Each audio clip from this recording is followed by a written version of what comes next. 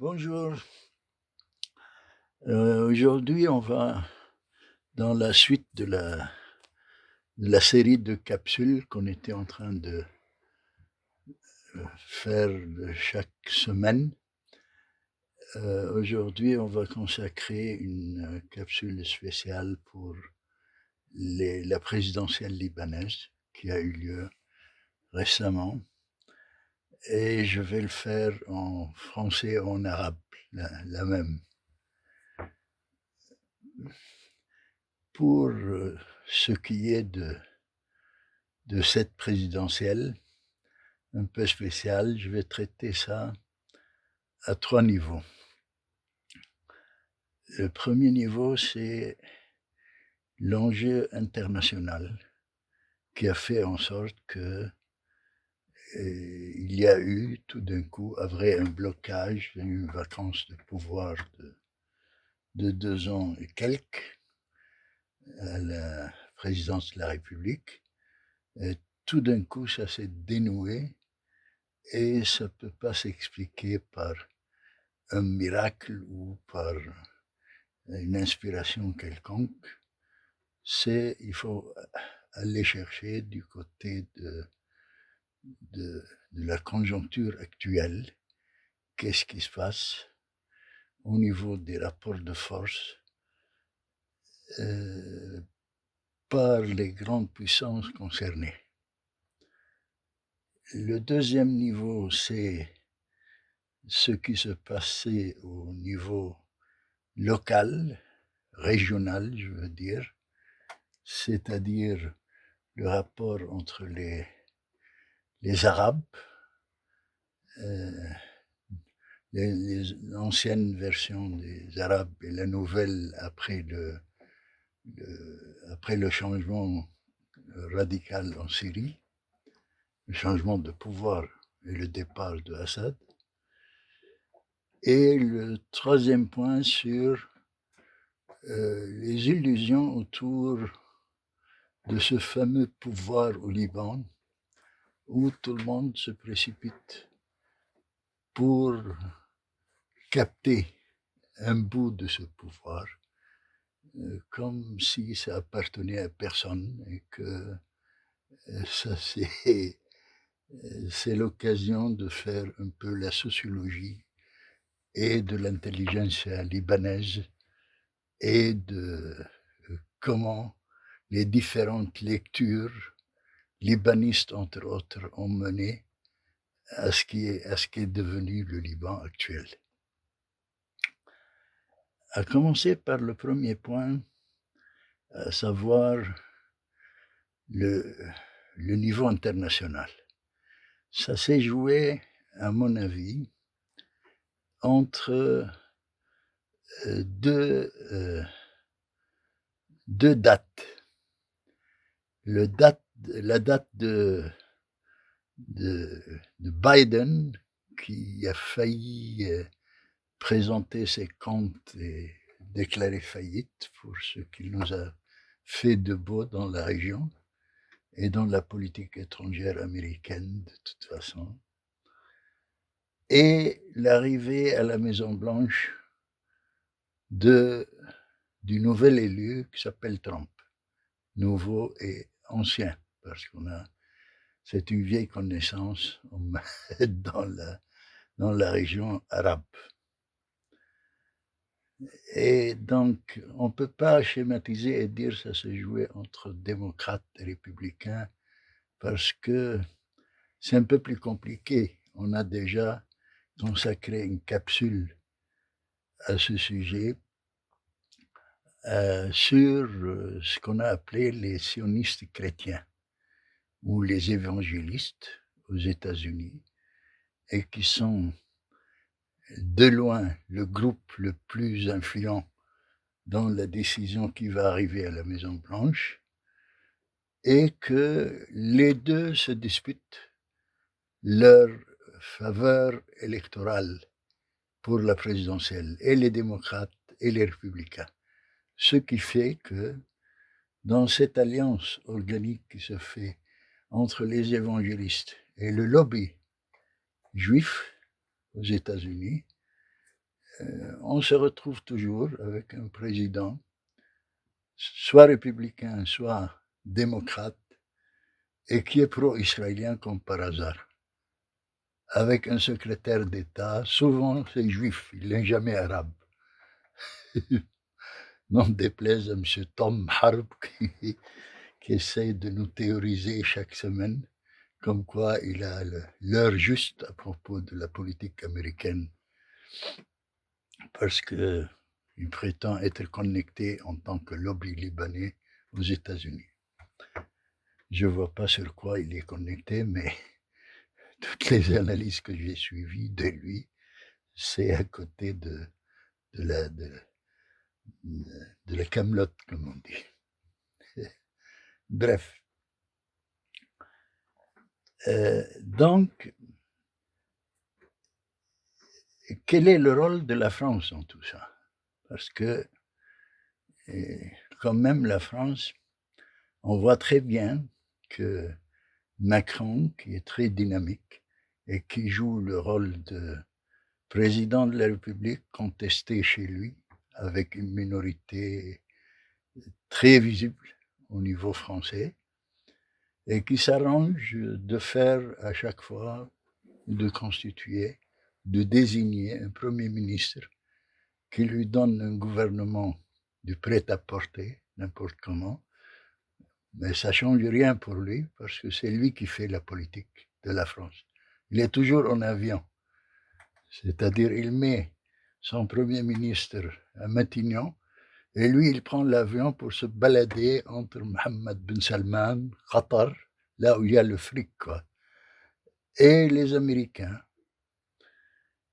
malgré le fait que la France qui a essayé de convaincre, et apparemment ça dure encore, ça peut durer jusqu'à une dizaine de jours, comme quoi il est le spécialiste du Liban, parce que le Liban c'était une ancienne colonie française, et donc le monsieur il s'y connaît en matière du Liban. Plus, à chaque fois, il se présentait ici comme quoi il ne vient pas seulement au nom de la France pour gérer le dossier libanais, il vient au nom de la communauté européenne. C'est pour ça que, pour les quelques gaffes qu'il a faites, on le faisait accompagner à chaque fois, soit par une ministre allemande pour le superviser, et soit par quelqu'un d'autre, l'italien, pour dire qu'il n'est pas le seul joueur en la matière. Mais après avoir perdu tous les atouts de la France en Afrique, il s'accroche beaucoup plus à la carte libanaise. C'est tout ce qui lui reste. La preuve, c'est qu'il était prêt à changer de peau à chaque fois, de changer, je ne dirais pas de veste, justement pour qu'on désigne son monsieur Le Drian, qui vient pour dire que je viens contrôler le cessez-le-feu au Liban. Mais c'était au prix de quelque chose de éthiquement ou moralement condamnable, même au niveau français, surtout au niveau français. Parce que cette affaire-là, ça lui a été accordé par Netanyahou. La France qui a poussé au nom des droits de l'homme, de la personne et tout, pour soutenir les décisions soit de la Cour internationale de la justice, soit la Cour pénale internationale, pour obtenir ou pour soutenir les motions qui ont été présentées par l'Afrique du Sud, d'une part à propos du génocide à Gaza, et d'autre part de considérer Netanyahou comme criminel de guerre. Et donc, comme il faisait le champion de cette affaire, Netanyahou l'attendait au tournant. Lorsqu'il s'est posé la question d'un cessez-le-feu au Liban, et Macron qui s'est précipité pour dire « c'est mon œuvre à moi », Netanyahou a mis son veto sur la France, qu'elle fasse partie du comité de contrôle du cessez-le-feu. Et il était obligé, M. Macron, de faire des acrobaties juridiques pour faire profiter Netanyahou de l'immunité en tant que Premier ministre, et donc que ça ne s'applique pas sur lui, un mandat d'arrêt s'il passe par la France. Et c'est à ce titre qu'il a obtenu d'être représenté sur le comité du cessez-le-feu, du contrôle du cessez-le-feu, et il a pu envoyer M. Le Drian, comme d'habitude, pour contrôler et ouvrir le bazar de la présidentielle libanaise. Il avait déjà essayé ça avant. Dans le temps, il faisait du commerce avec ça, avec les Iraniens, lorsqu'il nous a présenté ou appuyé la candidature de Slimane Frangi. Ensuite, n'ayant pas obtenu le privilège de désigner un président du Liban, il s'est contenté de désigner un Premier ministre, qui est Mikati actuellement, qui est plus que corrompu, mais et on nous l'a présenté sous sa version nouvelle, comme quoi il va combattre la corruption au Liban. Mais c'est lui qui est à la tête du gouvernement provisoire. Et c'est un point de recoupement entre Macron et Hezbollah. Et lorsqu'il a vu que le bateau chiite est en train de couler, il a conclu vite comme quoi Hezbollah c'est fini. Donc il y a un pouvoir vacant à prendre à Beyrouth. C'est là où il a proposé ses services, mais pas à Trump, parce qu'apparemment là-bas il a des comptes à rendre. On verra ça lorsque Trump va arriver à la Maison-Blanche. Ça ne veut pas dire que Trump c'est meilleur que Biden, mais en réelle politique, tu ne peux pas miser, lorsque tu joues dans la cour des grands, là, il y a quelqu'un qui va attendre que tu trébuches quelque part. Et donc, il a convaincu, à mon avis, les Libanais, une partie des leaders libanais, qu'il faut aller vite, au plus rapide, avant que Biden ne quitte, pour convoquer avec le comité des 5 aidants, l'Arabie Saoudite et les pays du Golfe, qui eux vont faire des chèques au cas où il va y avoir la reconstruction et du Liban et de la Syrie, de ramasser les dégâts et de Netanyahou et des Iraniens.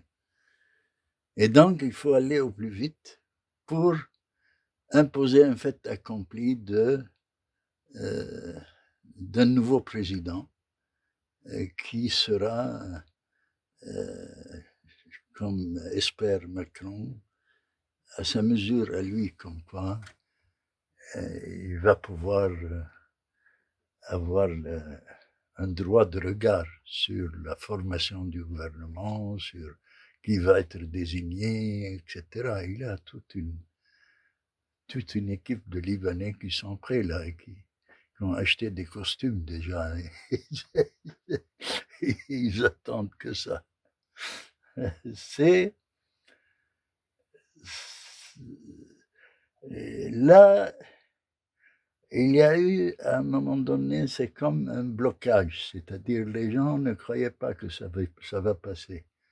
C'est mal calculé quelle va être et la stratégie de Berry, pas en tant que Berry, en tant que tel, mais la décision iranienne. Est-ce que les Iraniens vont vendre cette présidence du Liban, eux qui ont œuvré pendant des années pour avoir la main mise sur le Liban? Est-ce qu'ils vont vendre ça à Biden ou à Trump? Il est question d'une vente, ça c'est évident. Malgré le fait qu'on a gardé un discours comme quoi on n'a pas perdu la guerre, etc., le discours officiel de Hezbollah. Il y a en quelque sorte une vérité, c'est qu'il y a des Libanais qui se sont battus au sud. Mais on ne peut pas conclure de là, comme ils ont conclu en 2006, comme quoi ils ont empêché Israël d'aller à Beyrouth. Mais qui nous a dit qu'Israël voulait aller à Beyrouth? Et la chose n'est pas encore exclue, là. Rien n'est terminé. Ils n'ont pas empêché, par exemple, en Syrie, de voir s'écrouler devant leurs yeux leur allié principal qui était Bachar al-Assad. Ils ont envoyé des renforts là-bas qui n'ont pas tenu le coup vis-à-vis de cette marée de Jabhat al-Nusra et la rapidité avec laquelle le régime syrien s'est écroulé. Donc, la protestation iranienne, qui n'en est pas une apparemment, mais qui a fait une démonstration de force. C'est comme si elle réservait une place pour le prochain round. Comme quoi, au premier tour, ils n'ont pas voté, ils ont voté papier blanc, pas pour Joseph Aoun, parce que pour dire que tu es capable tout seul, avec tes alliés et la France compris, à avoir 71 voix. Et c'est là où on est obligé de négocier avec eux comme force principale pour le deuxième tour des élections, là où ils ont voté Joseph Aoun, et va savoir à quel prix là. Est-ce qu'ils ont mis des conditions? Est-ce qu'ils ont en état de mettre des conditions encore, etc. Mais le récit du triomphe continue. Ils n'ont pas changé d'une phrase là. Quoi, ils ont gagné. Et tout le monde est gagnant, disons, si on écoute les récits. Quoi. Bon, ça c'est le côté, je dirais, international. Le côté régional, ça se comprend mieux là parce que la chute du régime Assad est un point essentiel, est un signal. Si on admet la version qui dit que le groupe qui s'est emparé du pouvoir et qui a renversé Bachar al-Assad est soutenu par la Turquie, après tant de tentatives de récupérer Bachar al-Assad et le rappeler à la raison. Et c'est lui qui ne voulait pas.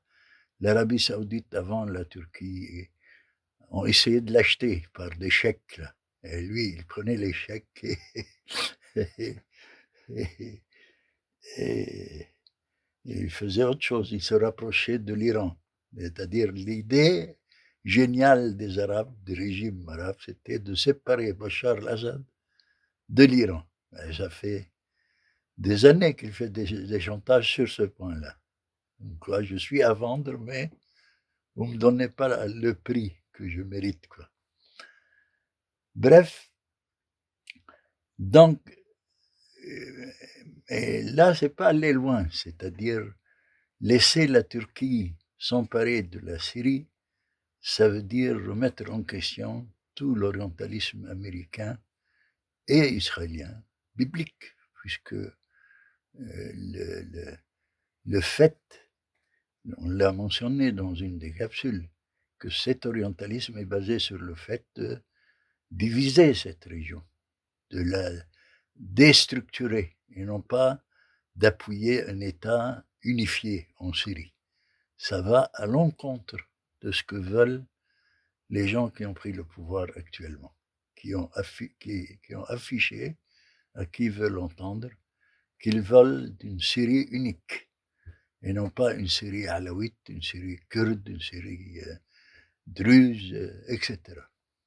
Et c'est là où ça bloque, parce que appuyé par la Turquie qui a une force sunnite, plus une Syrie unifiée cette fois-ci sur la base de la majorité, pour une fois depuis 50 ans, parce que la majorité en Syrie, c'est les sunnites, c'est pas les alaouites.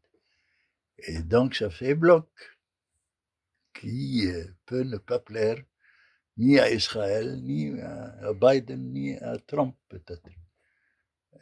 D'où l'état précaire qui n'est pas encore résolu, l'état de pouvoir en Syrie, et qui a poussé l'Arabie saoudite, en quelque sorte, à doubler, si vous voulez, le rôle sunnite de la Turquie en essayant de se rapprocher plus du régime syrien, du nouveau régime syrien, quitte à ouvrir les moyens inestimables de l'Arabie saoudite et des pays du Golfe. Ils sont prêts à aller très loin. C'est comme si on admet que l'Arabie saoudite, en essayant de récupérer la Syrie, on lui a donné le feu vert aussi de participer au deal qui s'est fait au Liban. C'est ce qui a facilité la tâche de Macron dans l'affaire, parce qu'a priori, il n'y avait pas de raison de voir que les pays du Golfe, qui d'habitude sont branchés sur les contradictions américaines, ils savent très bien jouer entre Trump et Biden, à qui ils savent à qui vendre leur camelote, si vous voulez. Mais, bon, tout le monde était étonné comment ils ont marché à vendre ça à Biden avant son départ pour 10 jours. Comment ils vont s'arranger? Parce que à écouter maintenant le discours des républicains aux États-Unis et les gens autour de Biden, ils ne sont pas très contents du tout là, de ce qui s'est passé au Liban. Comme quoi, même le gendre, il paraît qu'il a un gendre lui aussi, le Trump, et qui a fait savoir aux Libanais pourquoi vous êtes pressés là, à faire les élections présidentielles, attendez que Trump arrive à la Maison-Blanche. Ah, merci, on continue. Le troisième point après peut-être.